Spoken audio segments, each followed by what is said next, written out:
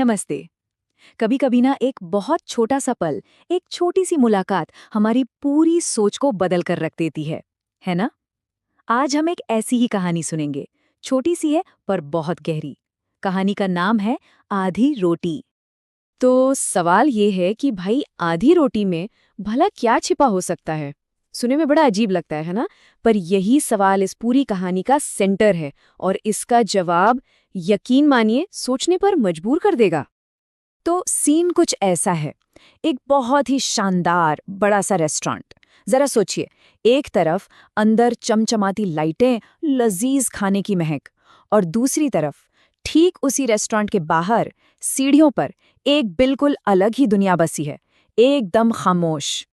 और यहीं पे एंट्री होती है हमारी कहानी के पहले कैरेक्टर साहिल की। साहिल एक अमीर घर का नौजवान है जो अभी अभी डिनर करके रेस्टोरेंट से बाहर निकला है। और उसके लिए ये बस एक और नॉर्मल रात है, रोज जैसी। उसके हाथ में है आधा बचा हुआ पिज्जा, और वो क्या करने वाला है, उसे पास के डस्टबिन में फेंकने जा रहा है। मतलब एक ऐसा काम जो शायद हम में से कई लोग बिना एक पल सोचे भी कर देते हैं, है कि नहीं? लेकिन ठीक जैसे ही वो पिज्जा फेंकने के लिए हाथ आगे बढ़ाता है, एक आवाज आती है जो उसे रोक देती है। ये आवाज थी करीम चाचा की, एक बुजुर्ग आदमी जो वहीं बैठते थे। और उनका ये छोटा सा टोकना इस आम से पल को कुछ खास बनाने वाला था। और करीम चाचा जो कहते हैं ना, वो सीधा दिल पर लगता है। वो कहते हैं, बेटा इसे फेंकना मत, इसमें किसी की एक वक्त की दुआ है। जरा सोच कर देखिए, बचे हुए खाने में किसी की दुआ को देख पाना, क्या सोच है, कमाल है। साहिल का रिएक्शन शायद वही था जो हम में से ज्यादातर लोगों का होता। वो थोड़ा हैरान होकर बोलता है, अरे चाचा, पर ये तो झूठा और ठंडा हो चुका है। मतलब उसकी दुनिया में तो ऐसे खाने की एक ही जगह थी, और वो थी कूड़ेदान। और यहीं पर कहानी का असली सार छुपा है। देखिए, चीज एक ही है, वो आधा पिज्जा, पर नजरिए दो हैं, बिल्कुल अलग। साहिल के लिए वो बस जूठा और ठंडा खाना है, एक तरह से कचरा। और करीम चाचा के लिए, उनके लिए वो एक वक्त की दुआ है, पेट भरने की एक उम्मीद। इसके बाद करीम चाचा जो लाइन कहते हैं ना, वो इस कहानी का कह सकते हैं दिल है। वो कहते हैं, भूख को स्वाद नहीं पता होता बेटा, उसे तो बस सुकून पता होता है। बस ये एक लाइन भूख की उस सच्चाई को बयां कर देती है जिसे शायद हमने कभी महसूस ही नहीं किया हो। और ये शब्द, ये साहिल पर जैसे बिजली बनकर गिरते हैं। वो एक पल के लिए थम जाता है। उन शब्दों का मतलब उसके अंदर तक उतर जाता है।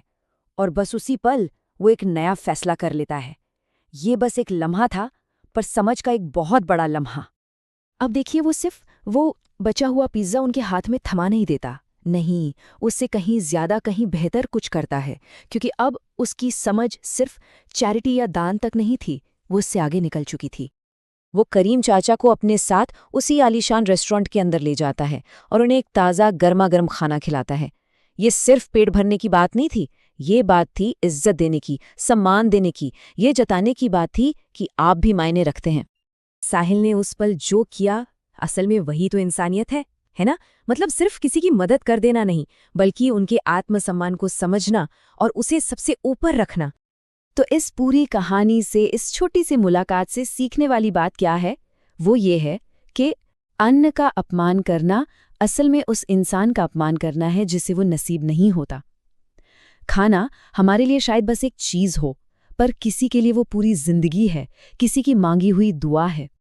और आखिर में ये कहानी हम सब के लिए एक सवाल छोड़ जाती है कि हम अपनी रोज की जिंदगी में जाने अनजाने में कितनी ही ऐसी दुआओं को नज़रअंदाज कर देते हैं, उन चीज़ों को कचरा समझ लेते हैं जो शायद किसी और के लिए एक बहुत बड़ी उम्मीद हो सकती हैं।